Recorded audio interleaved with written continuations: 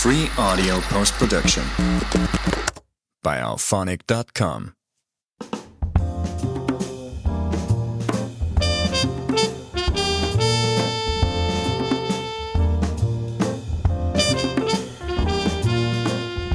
Welcome to Deep Pockets with Petra Söderling, the show about government and innovation.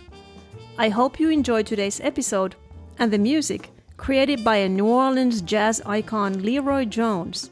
Find this and other Leroy Jones tunes wherever you get your music.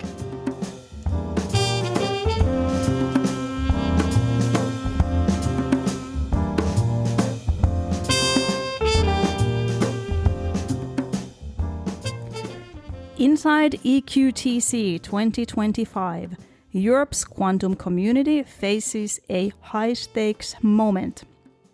This week, Copenhagen hosted the European Quantum Technologies Conference 2025, EQTC, an official event of the Danish EU Council presidency and one of the most important gatherings of Europe's quantum ecosystem, especially for those of us who are into technology and policy. Coming just months after the adoption of the EU Quantum Strategy and with the EU Quantum Act on the horizon, the timing could not have been better. Held during the United Nations International Year of Quantum Science and Technology, the event brought together researchers, industry leaders, funders, and policymakers to assess Europe's progress and confront gaps that still threaten competitiveness. For backstory about the International Year of Quantum, if you didn't listen to it already, please go back to Season 4, Episode 2, the International Year of Quantum 2025, with Claudia Fracciola, who runs public engagement at the American Physical Society. I will try to get Claudia to do another episode soon to review how the year has gone. But anyway, back to EQTC. As I said, the conference was organized in Copenhagen, the city of Niels Bohr.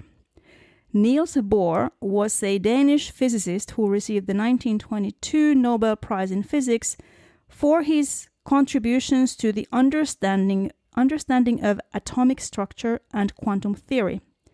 His model of the atom, which described electrons orbiting the nucleus in specific energy levels, formed the foundation of modern quantum mechanics.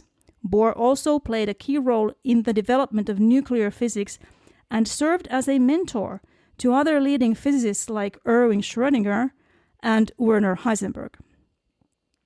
So it was very fitting that not only A, does Denmark host the EU Council presidency, B, United Nations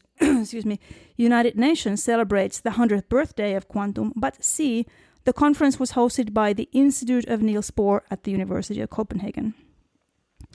Because as said by the head of Niels Bohr Institute, Joachim Mathiesen, 100 years ago in the 1920s and 1930s, Niels Bohr's Copenhagen was a hub of groundbreaking discussions that laid the foundations of quantum mechanics. As we mark a century of quantum research in 2025, we again stand at a moment of rapid advancement, and Europe must align its activities through a unified strategy. Over the course of 3 days, we heard many funny stories and anecdotes about Niels Bohr, Erwin Schrödinger, and Albert Einstein roaming around the streets and beer houses of Copenhagen, engaged in deep conversations that transformed the way we look at physics. The opening ceremony was amazing. We had the King of Denmark, King Frederick X. We had the European Commission Executive Vice President for Technology Sovereignty, Commissioner Henna Virkkunen, and we had the who is who from the Danish government. And as a side note, I don't know if this is politically correct, but these Danish ministers were all so impressive. They're young, they're glowing, they're energetic, they are just full of positivity. I was very impressed and very hopeful for Europe. But even before these dignitaries, there was a musical performance that was so beautiful, so moving, that I was fighting back tears.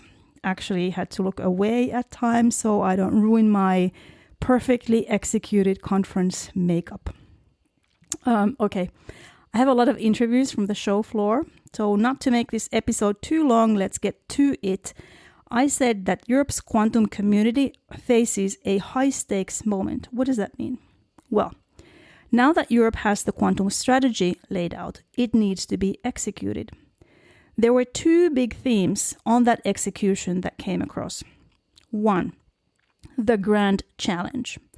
The Grand Challenge is EU's response to DARPA's quantum benchmarking initiative, which aims to determine if it's possible to build an industrially useful quantum computer much faster than conventional predictions. Specifically, DARPA's initiative is designed to verify and validate if any quantum computing approach can achieve utility scale operation. Utility scale meaning its computational value exceeds its cost by the year 2033. DARPA's quantum benchmarking initiative began in April 2025, so EU is now about 1 year behind. The call for proposals for the EU Grand Challenge is now open, and they're looking for companies who can, quote, establish a comprehensive technical and financial roadmap that demonstrates the potential of the quantum computer developed by this startup for scientific innovation, economic relevance, and eventual industrial scale deployment, end of quote. EU is a bit softer than DARPA on its definition of success, but essentially they're looking for the same thing. Deadline for proposals for EU's Grand Challenge is January 8th, so chop chop if this is something for you. And then two, the second thing people were excited about, the Quantum Act, which will be, as we heard from Oscar Diez, who is the head of sector for quantum computing at the European Commission, the Quantum Act will be more like the EU Chips Act than the EU AI Act. And this means that it will not be about regulation, but it will be about attracting investment, boosting innovation, and most importantly, increasing production capacity. So the Grand Challenge will tell EU what to build, and the Quantum Act will give the region the means to build those things. So let's move on to the interviews. I will start with Oscar Diez, head of sector for quantum computing at the European Commission, and let him explain the EU quantum strategy and its execution. Immediately after Oscar, we'll have Cecile Perrault, who is the vice president at the European Quantum Industry Consortium, QuIC, for an industry perspective on the quantum strategy and the upcoming Quantum Act. I'm here with Oscar Diez from the European Commission, and I would like to ask you, what are the main components of the Quantum Europe strategy? Thank you, Petra. So the main components, there are 5 areas in the Quantum Europe strategy. The first area is everything that is related to research and in research and development. The main focus here is to basically have a better coordination between the member states and the European Commission. This is the main focus. There are, of course, different type of calls, like the grand challenges that we have announced last week. That's let's say some of the things that we are planning to do on the first area. Some of them, as I say, they started. On the second area is everything that is related to infrastructures, to deployment of quantum infrastructures, and here we already started since quite some time ago with the deployment, for example, of EuroQCI. We have now doing the deployment of quantum computers and simulators. We are announced 10 quantum computers and simulators. Some of them, at least 5, are already deployed.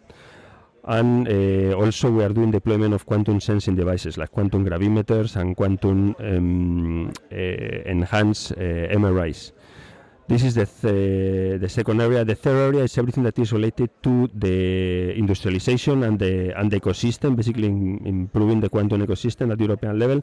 And here we have like 2 main, let's say, sub-areas. One is everything that is related to funding. You know that there is a lot of issues on, especially with the private funding when companies want to scale. And the second one, it's the part that is more related to industrialization, like for example, creation of quantum chips. Like we are launching next year 6 pilot lines, what call it stability pilot lines for the production of chips quantum chips in different technologies. And this is kind of the third area. If we go to the fourth area, is something that is completely new for us. Well, we have there is called space and dual use. The space we have been working, for example, EuroQC, I have one of the segments is the space, but on the part that is related to the quantum to defense and dual use is a little bit more new for us. We are talking with the idea is here is try to coordinate together with the European Defence Agency and with DigiDefis on the activities that we are doing. And the fifth area is everything that is related to skills. And here we are, one of the main things that we are doing, will announce it relatively soon in the next 2 or 3 weeks, and it will start next year, is the Quantum Digital Skills Academies. That this is a big project. We are talking about 20 million euros, and we are going to do from basically secondary to almost industrial, improving everything that is related to the skills and training for students, people that are on the workforce, and everything that is related, for example, to degrees or masters or PhDs. Thank you. So I'm here with Cecile Perrault, and I'm asking her about the importance of the European quantum strategy as the VP of QuiC. Hi, I'm Cecile Perrault. I'm the Vice President of the European Quantum Industry Consortium and the Head of Innovation and Partnerships at Alice & Bob. We are very excited to see the Quantum Act happening because it tells us that the European Commission is mobilizing its energy and its resources to make this critical technology matter inside of the European Commission vision. We saw the vision with the European strategy in the summer, and we're now seeing the tools they're mobilizing to make it happen. As QuiC, we are mobilizing our members to get the feedback for the entire industry so that we can help lead and make those tools happen faster and better.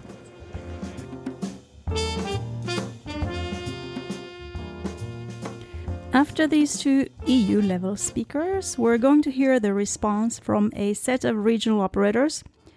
We have the perspective from Portugal's Quantum Initiative. We have the perspective of RAND Europe, a policy think tank.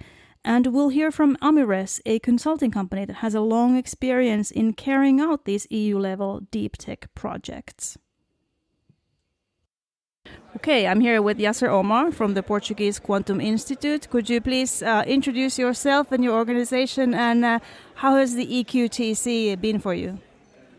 Hello, thank you very much for the question. So I'm Yasser. I'm a theoretical physicist working in quantum information and quantum technology since 1999. I'm at the University of Lisbon at Instituto Superior Técnico, and I'm also the president of the Portuguese Quantum Institute. So the Portuguese Quantum Institute works on research, policy, innovation, education, and outreach in quantum technologies. Quantum EQTC this year has been great. Congratulations to the organizers. I know how challenging it is because the Portuguese Quantum Institute organized it in Lisbon last year in 2024. So I think this is they did a great job. This has been an extremely interesting event. These are very exciting times with the advent of the Quantum Act here in Europe, but also in Portugal we are finally starting to discuss a national quantum strategy. So it's very interesting and important to be here and engage with the colleagues from the other countries, including from outside Europe, which is very important to develop this field in Portugal and in Europe. Okay, I'm here with Dr. Salil Gunashekar from RAND Europe. So what is RAND Europe doing at the EQTC, and how has the show been for you? Thank you, Petra. So at RAND Europe, we're doing quite a bit of proactive work in quantum tech policy.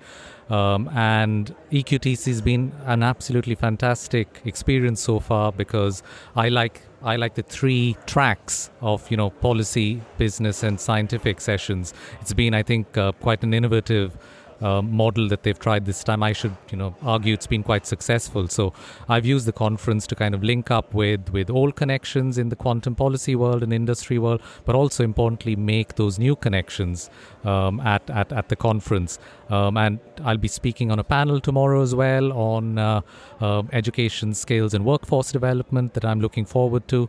But yeah, overall it's been a fantastic experience. I think the Danes definitely know how to throw a party, and they've been, a mix of some really high-level conversations by, policymakers and ministers.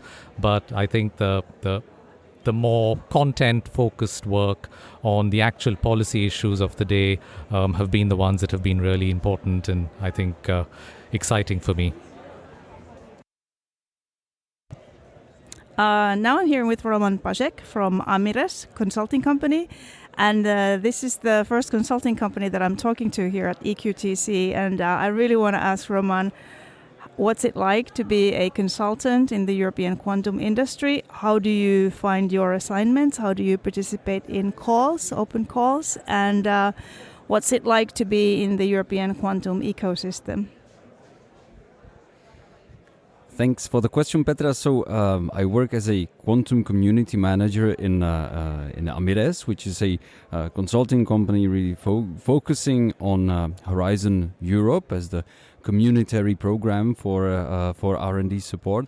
But we're also involved in a lot of infrastructure projects, including QTest and QPilot for testing and pilot production, but also the CHIPS JU pilot lines.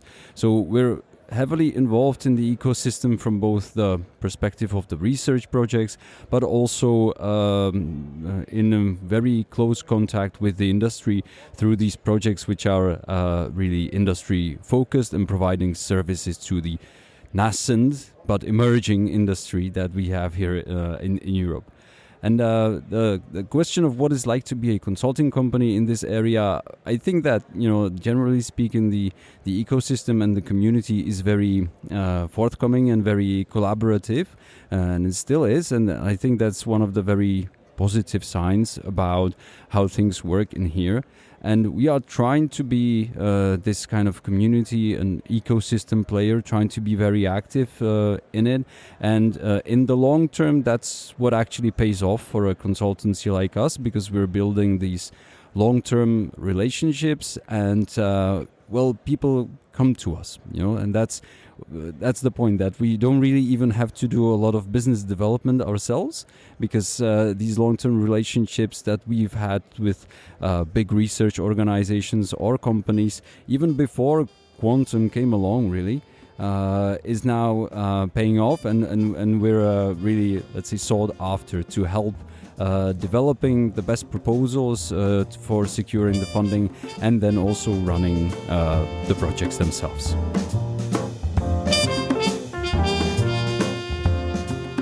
Following the regional operators, I'm going to give floor to investors and investees.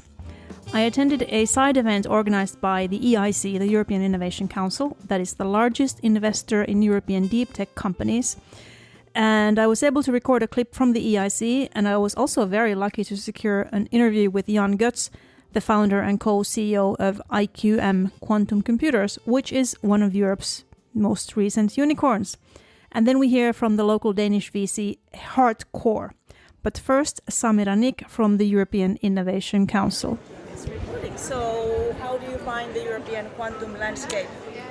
And it's Samira Nick from EIC. I think the quantum landscape in Europe is quite rich. We have really a large number of scientists, researchers, and also very promising startups in different pillars of the quantum. So I think we are doing very well in quantum technologies, from quantum computing, quantum sensing, communication, and also software developers are becoming more and more, visible in the ecosystem, and I think this is very good. But I think what we need to do is a little bit also focusing on quantum sensing more than we do now, because there's a lot of focus on quantum computing, and almost everyone talks about only quantum computing. But I think quantum sensing, we are doing very well in Europe, and we need to bring them to market, closer to the market, because There are so many applications for them, and they are the closest for dual use as well. So we just need to focus a little bit more on pushing the ones that are really promising and helping them to become bigger and stronger in Europe and also globally. Okay, this is Jan Götz, IQM. So Jan, IQM Quantum Computers you've raised a lot of money recently. What is your secret to your success, and what kind of guidance would you give to other European quantum companies in raising money? I don't think there's a silver bullet for raising money and only this one truth which makes everyone successful. I think what is super important as the quantum industry now matures is to focus on the product and then creating product market fit. I think we are running now into a new phase where it's really about getting into the commercial markets. And this means across the supply chains. Actually, we need to define products and show traction. And this is what investors really are looking for. And especially if you scale the investments to larger and larger sums, the business plan behind it and the revenue forecast, I think, are super crucial. So focusing on the commercials, while of course building on a very solid tech foundation. So having the technology there and showing that over hopefully the last years you have been developing the technology very credibly and building on this now towards the product, I think that's the key to success from my perspective. Thank you. Next up, I have Michael Pašek from Hardcore Capital. So I recently joined Hardcore Capital in a mission to really ramp up our efforts in quantum as we see it as a growing space. So there has been globally a little bit of a decline in terms of number of startups coming up in quantum, but there seems to be a new wave coming up very soon. And Europe has very good amount of startups. If you combine whole Europe, you get the same number as in the US, and the startups are active across all pillars, communication, sensing, and computing, as well as post-quantum security. So it's a very good direction that is on the rise right now, and that's why I'm joining the fund to manage the quantum portfolio. So the show is amazing in terms of the getting to know the ecosystem and also getting to know some leads in terms of sourcing. So there are representatives from different regions, both regional as well as federal governments that support ecosystems, support entrepreneurs, and they know quite a few people that are looking into building business in quantum. And that has been very successful for me to get to know these people and engage with them. So great show altogether. To close off the interviews, I thought it would be interesting to speak to two quantum hardware companies. One from Finland, who has set up a subsidiary in Colorado, Vexlum, and one from Colorado, who has set up subsidiaries in Finland and Denmark, Mabel Quantum. I may or may not have had a hand at making these international connections. As both the Quantum Europe strategy as well as the US National Quantum Initiative state, international relations with like-minded countries is imperative for the global quantum industry to take off, but also for each country separately, as the supply chains and the market for quantum products is global. For this reason, the US ambassador to Denmark was also present at the conference.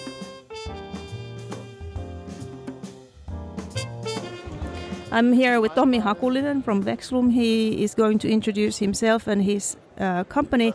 And I'm curious to know, what is Vexlum, why are they here at EQTC, and how has the show been for you? Hi Petra, thanks. So I'm with Vexlum. Vexlum is a provider of high-power single-frequency lasers for quantum application, in particular atom cooling and ion trapping. EQTC is a chance to catch up with the industry and meet also end customers. It's been a good show. I've been seeing old friends and also getting new contacts. Okay, this is Corbin. So introduce yourself and your company, please. And why is an American company in Europe attending the EQTC?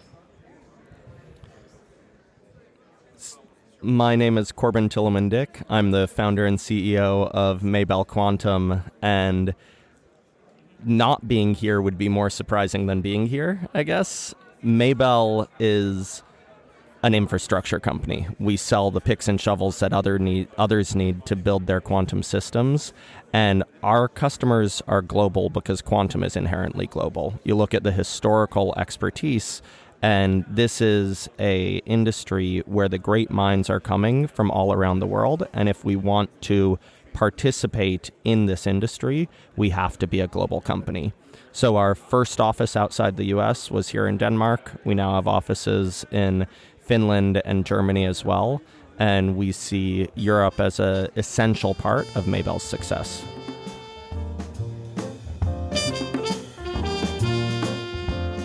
So there we have it. Main takeaways. 1. Danes definitely do know how to throw a party. For pictures and video, go to my LinkedIn. And 2. Europe's quantum community does face a high-stakes moment. The elements are there, the momentum, the drive, the energy, it's all there. And most importantly, this is not just a government initiative. This is not just a science project, not just a business opportunity. It's all of the above on an international scale, as Corbin just said. Whether you're in the US, in Asia, in Africa, or Latin America, hop into quantum. The time is now.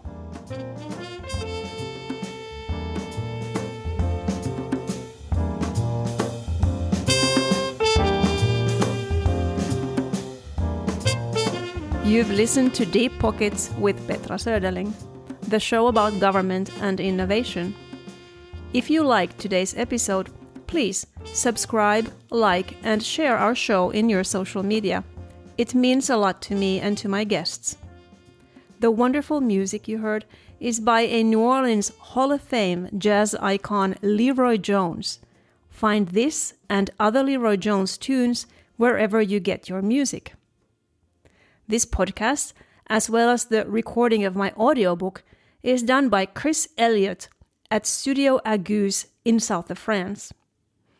Get in touch with Chris to book studio time in our beautiful village, and why not come and taste the natural local wines from La Robina Winery while you're here. À votre santé! Free audio post-production by alphonic.com.